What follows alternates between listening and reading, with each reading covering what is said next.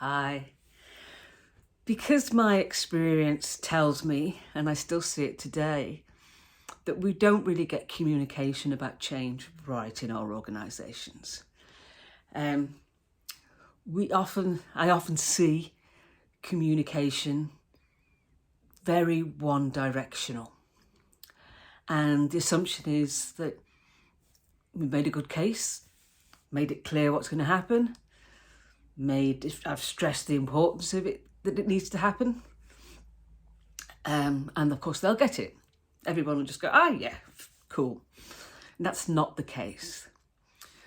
And I wonder if we could change things a little by, rather than saying communication, talk about having a conversation. I talked yesterday about monologue versus dialogue.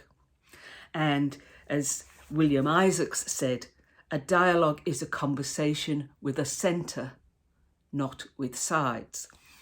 And I wanted to talk today about a conversation soliciting a response. Now, often communication is sent out and it doesn't even ask for feedback. It doesn't ask for a response. It assumes everything is okay. Big mistake. But even when communication does ask for feedback, come here to ask you questions, write to so-and-so, whatever it might be, it often doesn't get reciprocated with a response because the nature of the communication makes it feel like it's a done deal.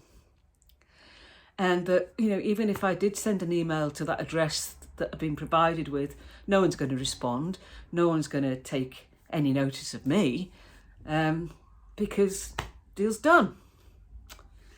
So rather than having a communication, have the conversation that infers there has to be a response.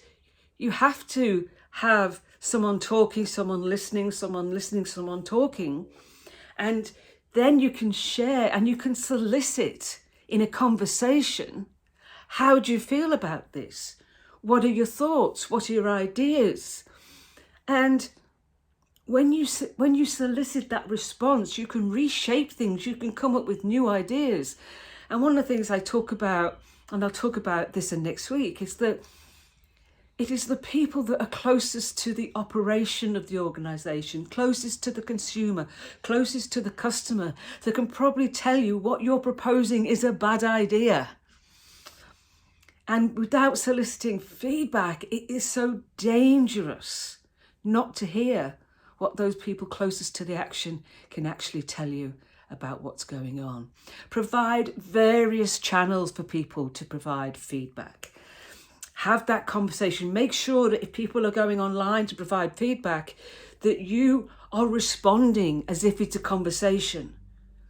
You're reaching out to those people to thank them for their input and thank them for providing feedback and their feelings and acknowledging it. So even if it's not a face-to-face in-person conversation, if you still keep thinking about your communication as a conversation, you'll make sure that it's a reciprocal process. Talk to you tomorrow. Bye.